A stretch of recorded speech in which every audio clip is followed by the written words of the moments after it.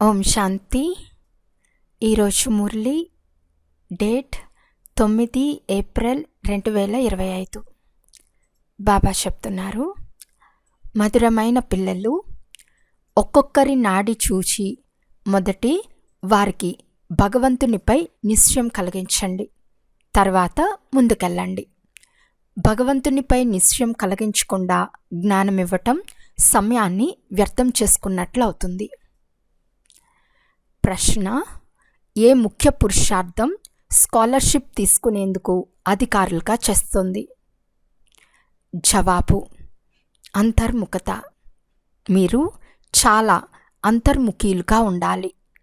తండ్రి ఏమో కళ్యాణకారి, కళ్యాణం కొరకే సలహా ఇస్తారు. అంతర్ముఖులుగా ఉండు యోగి పిల్లలు ఎప్పుడు దేహాభిమానంలోకి వచ్చి అలగరు, కొట్లాడరు. వారి నడవడికలు చాలా రాయల్గా, గౌరవయుక్తంగా ఉంటాయి. చాలా తక్కువగా మాట్లాడతారు. యజ్ఞసేవలో అభిరుచి కలిగి ఉంటారు. వారు జ్ఞాన మాటలు పదే పదే చర్చించరు, స్మృతిలో ఉండి సేవ చేస్తారు. ఓం శాంతి. ప్రదర్శిని సేవ గురించి వచ్చిన సమాచారాలు పరిశీలిస్తే, ముఖ్య విషయమైన తండ్రి పరిచయంనిచ్చి తండ్రిపై సంపూర్ణ నిశ్చయం కలిగించకుండా మిగిలిన విషయాలన్నీ అర్థం చేయించినా అవి ఎవ్వరి బుద్ధిలో కూడా కూర్చోవటం కష్టం. భలే వారు బాగుంది బాగుంది అని అంటారు, కానీ వారికి తండ్రి పరిచయం లేదు. మొదట తండ్రి పరిచయం ఉండాలి. తండ్రి మహావాక్యం, నన్ను స్మృతి చేయండి. పతిత పావన్ను నేనే. నన్ను స్మృతి చేయటం వల్ల మీరు పతితుల నుండి పావనంగా అవుతారు. ఇదే ముఖ్యమైన విషయం. భగవంతుడు ఒక్కరే. వారే పతిత పావన్లు. వారు జ్ఞానసాగర్లు, సుఖసాగర్లు. వారే అత్యంత ఉన్నతులు.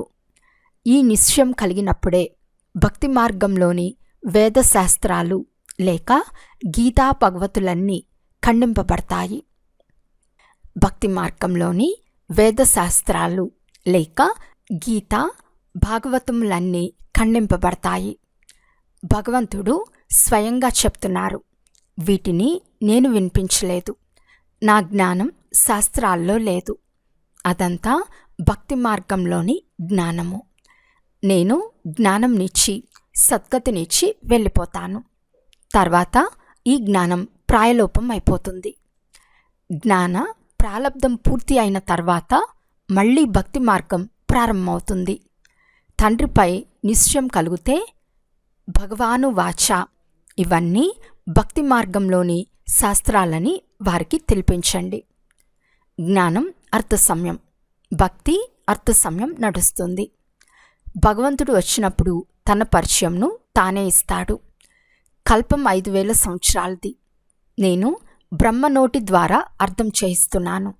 కనుక భగవంతుడు ఎవరు అను ముఖ్యమైన విషయాన్ని బుద్ధిలో కూర్చోబెట్టాలి. ఈ విషయం బుద్ధిలో కూర్చోన్నంత వరకు ఇతర విషయాలు అర్థం చేయించిన వారిపై ఏ ప్రభావము ఉండదు. శ్రమంతా ఈ విషయం గురించే.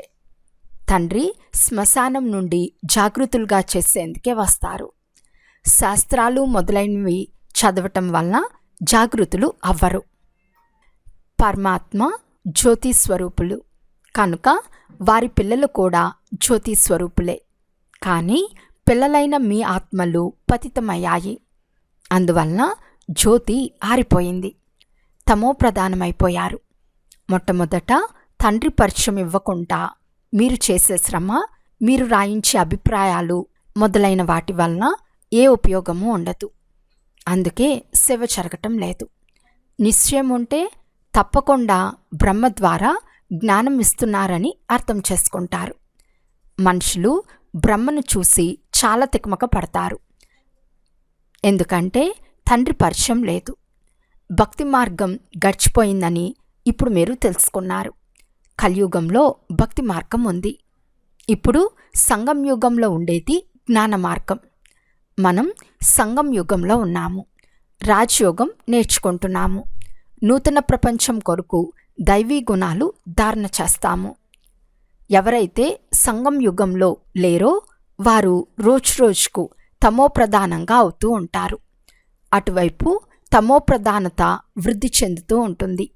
ఈ వైపు మీ సంగం యుగం పూర్తవుతూ ఉంది.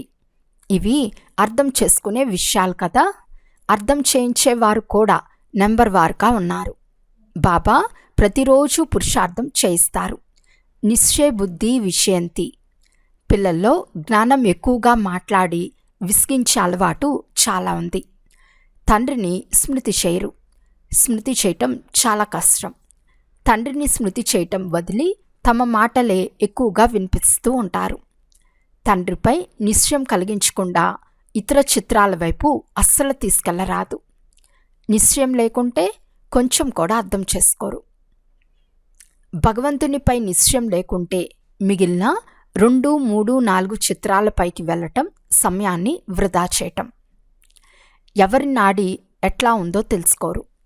ప్రారంభోత్సవం చేయువారికి కూడా మొదట తండ్రి పరిచయంను ఇవ్వాలి. వీరు అత్యంత ఉన్నతమైన తండ్రి, జ్ఞానసాగర్లు. తండ్రి ఈ జ్ఞానాన్ని ఇప్పుడు మాత్రమే ఇస్తారు. సత్యుగంలో ఈ జ్ఞానం అవసరం ఉండదు. తర్వాత మళ్ళీ భక్తి ప్రారంభమవుతుంది. తండ్రి చెప్తున్నారు, దుర్గతి అనగా నన్ను నిందించే సమయం పూర్తి అయినప్పుడు నేను వస్తాను. అర్ధకల్పం వారు నిందించాల్సిందే. ఎవరిని పూజిస్తారో వారి కర్తవ్యం ఏదో తెలుసుకోకుండా పూజిస్తారు. పిల్లలైన మీరు కూర్చుని అర్థం చేయిస్తారు. కానీ స్వయానికే తండ్రితో యోగం లేకుంటే ఇతరులకు ఏం అర్థం చేయించగలరు? భలే, శివబాబా ఎంత చెప్పినా పిల్లలు యోగమే చేయకుంటే వికర్మలు కూడా వినాశనం అవ్వవు, ధారణ కూడా జరగదు. ముఖ్యమైన విషయం ఒక్క తండ్రిని స్మృతి చేయటం. ఏ పిల్లలైతే జ్ఞానయుక్త ఆత్మలతో పాటు యోగులుగా అవ్వరో వారిలో దేహాభిమాన అంశం తప్పకుండా ఉంటుంది. యోగం లేకుండా అర్థం చేయించటం ఎందుకు పనికిరాదు, ఏ ఉపయోగమూ లేదు. దేహాభిమానంలోకి వచ్చి ఎవరో ఒకరిని విసిగిస్తూ ఉంటారు. పిల్లలు బాగా ఉపన్యసించగలిగితే మేము జ్ఞాని ఆత్మలమని భావిస్తారు. తండ్రి చెప్తున్నారు, జ్ఞాని ఆత్మలే కానీ యోగం తక్కువగా ఉంది. యోగం చేసేందుకు చాలా తక్కువగా పురుషార్థం చేస్తున్నారు. తండ్రి చాట్ పెట్టమని ఎంతగానో అర్థం చేయిస్తున్నారు. ముఖ్యమైనది యోగమే. జ్ఞానాన్ని అర్థం చేయించే ఆసక్తి పిల్లల్లో చాలా ఉంది, కానీ యోగం లేదు. యోగం లేకుండా వికర్మలు వినాశనం అవ్వవు. తర్వాత ఏ పదవిని పొందుతారు? యోగంలో చాలామంది పిల్లలు ఫెయిల్ అవుతున్నారు. మేము 100% యోగంలో ఉన్నామని భావిస్తారు, కానీ 2% మాత్రమే ఉందని బాబా చెప్తున్నారు. ఈ బాబా స్వయంగా చెప్తున్నారు, భోజనం చేయు సమయంలో ప్రారంభంలో స్మృతిలో ఉంటాను, తర్వాత మర్చిపోతాను. స్నానం చేయనప్పుడు కూడా బాబాను స్మృతి చేస్తాను. భలే, నేను వారి కుమారుణ్ణే, అయినా స్మృతి చేయటం మర్చిపోతాను. ఈ బ్రహ్మ నెంబర్ 1లో వచ్చేవారని భావిస్తారు. జ్ఞానయోగాలు చాలా బాగుంటాయని తప్పకుండా అనుకుంటారు. అయినా యోగంలో చాలా శ్రమ ఉందని బాబా చెప్తున్నారు. ప్రయత్నించి చూడండి, తర్వాత అనుభవాన్ని వినిపించండి. టైలర్ దుస్తులు కుడుతున్నారనుకోండి, బాబా స్మృతిలో ఉన్నానా అని చెక్ చేసుకోవాలి, పరిశీలించుకోవాలి. చాలా మధురమైన ప్రియుడు, వారిని ఎంతగా స్మృతి చేస్తారో అంతా మన వికర్మలు వినాశనమవుతాయి. మనము సతో ప్రధానంగా అవుతాము. నేను ఎంత సమయం స్మృతి చేస్తున్నాను అని స్వయాన్ని చూసుకోవాలి. బాబాకు ఫలితం తెలపాలి. స్మృతిలో ఉంటేనే కళ్యాణం జరుగుతుంది. అంతేగాని ఎక్కువసేపు ఎక్కువగా జ్ఞానం అర్థం చేయించటం వలన కళ్యాణం జరగదు. ఏమీ అర్థం చేసుకోరు. భగవంతుడు లేకుండా పని ఎలా జరుగుతుంది? ఒక్క భగవంతుని గురించే తెలియకుంటే మిగిలినదంతా శూన్యమైపోతుంది. అల్ఫ్ జతలో అంటే భగవంతుని పక్కన 0 పెట్టినందున లాభమేముంటుంది? యోగం లేకుండా రోజంతా సమయాన్ని వ్యర్థం చేస్తూ ఉంటారు. ఇలాంటి వారు ఏ పదవి పొందుతారు అని తండ్రికి జాలి కలుగుతుంది. అదృష్టంలో లేకుంటే తండ్రి మాత్రం ఏం చేస్తారు? తండ్రి ఏమో పదే పదే అర్థం చేయిస్తూ ఉంటారు. దైవీ గుణాలు కూడా బాగా ధారణ చేయండి. తండ్రి స్మృతిలో ఉండండి. స్మృతి చాలా అవసరం. స్మృతిపై ప్రేమ ఉన్నప్పుడే శ్రీమతంను అనుసరించగలరు. ప్రజలైతే అనేక మంది తయారవ్వాలి. మీరు ఈ లక్ష్మీనారాయణులుగా అయ్యేందుకే ఇక్కడికి వచ్చారు. ఇందులోనే శ్రమ ఉంది. భలే స్వర్గంలోకి వస్తారు, కానీ శిక్షలు అనుభవించి చివర్లో వచ్చి చిన్న పదవి పొందుతారు. పిల్లలందరి గురించి బాబాకు తెలుసు కదా. యోగంలో కచ్చాగా ఉండే పిల్లలు దేహాభిమానంలోకి వచ్చి అలుగుతూ కొట్లాడుతూ ఉంటారు. ఎవరైతే పక్కా యోగులుగా ఉంటారో వారి నడవడికలు చాలా శ్రేష్టంగా గౌరవప్రదంగా ఉంటాయి. చాలా తక్కువగా మాట్లాడతారు. యజ్ఞ సర్వీస్లో కూడా అభిరుచిని కలిగి ఉంటారు. యజ్ఞ సేవలో తమ సర్వస్వము అర్పిస్తారు. ఎముకలు అరిగిపోయినా లెక్క పెట్టరు. ఇటువంటి వారు కూడా కొంతమంది ఉన్నారు. కానీ బాబా చెప్తున్నారు, స్మృతిలో ఎక్కువగా ఉంటే తండ్రిపై ప్రేమ ఉంటుంది, ఖుషీగా ఉంటారు. తండ్రి చెప్తున్నారు, నేను భారతఖండంలోనే వస్తాను. నేను వచ్చి భారతదేశాన్నే శ్రేష్టంగా చేస్తాను. సత్యుగంలో మీరు విశ్వానికి యజమానులుగా ఉండేవారు, సద్గతిలో ఉండేవారు. తర్వాత మీకు దుర్గతిని కలిగించేదెవరు? రావణుడు. ఎప్పుడు ప్రారంభమైంది? ద్వాపరం నుండి. 1 సెకండ్లో అర్థకల్పానికి సద్గతి పొందుతారు. 21 జన్మల వారసత్వాన్ని పొందుతారు. కనుక ఎవరైనా మంచి గొప్ప వ్యక్తులు వస్తే మొట్టమొదట వారికి తండ్రి పరిచయంను ఇవ్వండి. తండ్రి చెప్తున్నారు, పిల్లలు, ఈ జ్ఞానం ద్వారానే మీకు సద్గతి కలుగుతుంది. ఈ డ్రామా సెకండ్ నెమ్మదిగా నడుస్తూ ఉందని పిల్లలైన మీకు తెలుసు. ఇది బుద్ధిలో జ్ఞాపకం ఉన్నా మీరు మంచి స్థిరంగా ఉంటారు. ఇక్కడ కూర్చుని ఉన్న ఈ సృష్టి చక్రం పేనువలే తిరుగుతూ ఉంటుందని మీ బుద్ధిలో ఉండాలి. సెకండ్ టిక్ టిక్ అని జరుగుతూ ఉంటుంది. డ్రామానుసారమే పాత్ర అంతా నడుస్తూ ఉంది. 1 సెకండ్ గతిస్తే అది సమాప్తమైపోతుంది. పాత్ర నడుస్తూ ఉంటుంది, చాలా మెల్లగా తిరుగుతూ ఉంటుంది. ఇది అనంతమైన డ్రామా. వృద్ధులు మొదలైన వారి బుద్ధిలో ఈ విషయాలు కూర్చోవు. జ్ఞానం కూడా కూర్చోదు, యోగం కూడా ఉండదు. అయినా వారు కూడా పిల్లలే కదా. సేవ చేసే వారికి ఉన్నత పదవి లభిస్తుంది, మిగిలిన వారికి చిన్న పదవి లభిస్తుంది. దీనిపై పక్కా గమనం ఉంచాలి. ఇది బేహద్ అంటే అనంతమైన డ్రామా. చక్రం తిరుగుతూ ఉంటుంది. గ్రామ్ ఫోన్ రికార్డ్ తిరుగుతూ ఉన్నట్లు తిరుగుతూ ఉంటుంది. మన ఆత్మలో కూడా ఇలాంటి రికార్డ్ నింపబడి ఉంది. చాలా చిన్న ఆత్మలో ఇంత పెద్ద పాత్ర నిండి ఉంది. దీన్ని ప్రాకృతికము అని అంటారు. కంటికేమీ కనిపించదు. ఆత్మను కంటితో చూడలేము. ఇది అర్థం చేసుకునే విషయం. మందబుద్ధి గలవారు అర్థం చేసుకోలేరు. నేను ఇతని ద్వారా చెప్తూ ఉంటాను. సమయం గడుస్తూ పోతుంది. మళ్ళీ 5000 సంవత్సరాల తర్వాత ఇదే రిపీట్ అవుతుంది. ఇటువంటి జ్ఞానం ఇతరులెవ్వరి వద్ద లేదు. ఎవరైతే మహారథులుగా ఉంటారో వారు క్షణక్షణం ఈ విషయాలపై గమనముంచి అర్థం చేస్తూ ఉంటారు. కనుక బాబా చెప్తున్నారు, మొట్టమొదట తండ్రి స్మృతిలో ఉండేందుకు కొంగు ముడి వేసుకోండి, నన్ను స్మృతి చేయండి అని తండ్రి చెప్తున్నారు. ఆత్మ ఎప్పుడు ఇంటికి వెళ్ళాలి. దేహ సంబంధాలన్నీ వదిలేయండి. సాధ్యమైనంత ఎక్కువగా తండ్రిని స్మృతి చేస్తూ ఉండండి. ఇది గుప్త పురుషార్థం. బాబా సలహా ఇస్తున్నారు, పరిచయం కూడా బాబాదే ఇవ్వండి. స్మృతి తక్కువగా చేస్తే పరిచయం కూడా తక్కువగా ఇస్తారు. మొదట బాబా పరిచయం బుద్ధిలో కూర్చోవాలి. పరిచయం ఇచ్చిన తర్వాత వారే మా తండ్రి అని రాయమని చెప్పండి. దేహ సహితంగా అన్నీ వదిలి ఒక్క తండ్రిని మాత్రమే స్మృతి చేయాలి. స్మృతి ద్వారానే మీరు తమో ప్రధానం నుండి సతో ప్రధానంగా అవుతారు.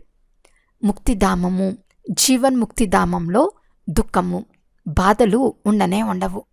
రోజురోజుకు మంచి మంచి విషయాలు తెలపబడతాయి. పరస్పరంలో కూడా ఈ విషయాలే మాట్లాడండి. అర్హులుగా కూడా కావాలనుకుంటున్నారు కదా. బ్రాహ్మణులుగా అయి తండ్రి ఇచ్చిన ఆత్మీక సేవ చేయకుంటే ఎందుకు పనికొస్తారు? చదువును మంచి రీతిగా ధారణ చేయాలి కదా. ఒక్క అక్షరం కూడా ధారణ కాని వారు చాలామంది ఉన్నారని బాబాకు తెలుసు. తండ్రిని యథార్థ రీతిలో స్మృతి చేయరు. రాజా రాణులు పదవిని పొందేందుకు చాలా శ్రమ చేయాలి. ఎవరు శ్రమ చేస్తారో వారే ఉన్నత పదవిని పొందుతారు. శ్రమ చేస్తేనే రాజ్యంలోకి వెళ్తారు. నెంబర్ 1గా అయ్యేవారికే స్కాలర్షిప్ లభిస్తుంది. ఈ లక్ష్మీనారాయణులు స్కాలర్షిప్ను తీసుకున్నవారు. తర్వాత నెంబర్ 1గా ఉన్నారు. ఇది చాలా పెద్ద పరీక్ష కదా. ఎవరైతే స్కాలర్షిప్ తీసుకున్నారో వారి మాలే కదా తయారయ్యింది. మొదట 8 రత్నాలు కదా. 8 తర్వాత 100, ఆ తర్వాత 16,000. కనుక మాల్లో కూర్చోపెట్టేందుకు ఎంత పురుషార్థం చేయాలి? అంతర్ముఖులుగా ఉండేందుకు పురుషార్థం చేయటం వలన స్కాలర్షిప్ తీసుకునేందుకు అధికారులుగా అవుతారు. మీరు చాలా అంతర్ముఖులుగా ఉండాలి. తండ్రేమో కళ్యాణకారులు కనుక వారు కళ్యాణం కొరకే సలహానిస్తారు. మొత్తం ప్రపంచమంతటికి కళ్యాణం జరగాలి. కానీ నెంబర్ 1గా ఉన్నారు. మీరిక్కడకు తండ్రి వద్దకు చదువుకునేందుకు వచ్చారు. మీలో కూడా చదువుపై గమనం ఉంచే మంచి విద్యార్థులు ఉన్నారు. కొంతమంది గమనమే ఉంచరు. అదృష్టంలో ఏముంటే అది లభిస్తుందని అనుకునేవారు కూడా చాలామంది ఉన్నారు. వారికి లక్ష్యమే ఉండదు. కనుక పిల్లల స్మృతి చాట్నుంచాలి. మనమిప్పుడు వాపస్ ఇంటికి వెళ్ళాలి. జ్ఞానం ఇక్కడే వదిలి వెళ్ళిపోతారు. జ్ఞానపాత్ర పూర్తయిపోతుంది. ఆత్మ ఎంతో చిన్నది, కానీ అందులో ఎంత పెద్ద పాత్ర ఉంది. ఇది అద్భుతం కదా. ఇదంతా అవినాశి డ్రామా. మీరు అంతర్ముఖులుగా అయి ఇలా మీతో మీరు మాట్లాడుకుంటూ ఉంటే మీకు చాలా సంతోషం కలుగుతుంది. ఎందుకంటే తండ్రి వచ్చి ఈ విషయాలు వినిపిస్తున్నారు. ఆత్మ ఎప్పుడూ నశించదు. డ్రామాలో ఒక్కొక్క మనిషికి ఒక్కొక్క వస్తువుకు పాత్ర రచింపబడి ఉంది. దీనిని బేఅంత్ అంటే అంతం లేనిది అని కూడా అన్నారు. అంతమేమో ఉంది, అయితే ఇది అనాది. ఎన్ని వస్తువులున్నాయి? దీనిని ప్రాకృతికము అంటే న్యాచురల్ అని అనాలి. ఈశ్వర్ని రచన అని కూడా అనరాదు. నాకు కూడా ఇందులో పాత్ర ఉందని వారు చెప్తున్నారు. అచ్చా, మధురాతి మధురమైన అపురూపమైన పిల్లలకు మాతాపిత బాప్దాదాల ప్రియ స్మృతులు మరియు గుడ్ మార్నింగ్. ఆత్మీక పిల్లలకు ఆత్మీక తండ్రి నమస్తే. ఆత్మీక తండ్రికి ఆత్మీక పిల్లల యొక్క ప్రియ స్మృతులు మరియు నమస్తే నమస్తే నమస్తే. ధారణ కొరకు ముఖ్య సారము. ఫస్ట్ పాయింట్, యోగంలో చాలా శ్రమ ఉంది. కర్మ చేయనప్పుడు ఎంత సమయం తండ్రి స్మృతి ఉంటుందో ప్రయత్నించి చూడండి. స్మృతిలో ఉండటంలోనే కళ్యాణం ఉంది. మధురమైన ప్రియతముని చాలా ప్రీతిగా స్మృతి చేయాలి. స్మృతి చాట్ను ఉంచాలి.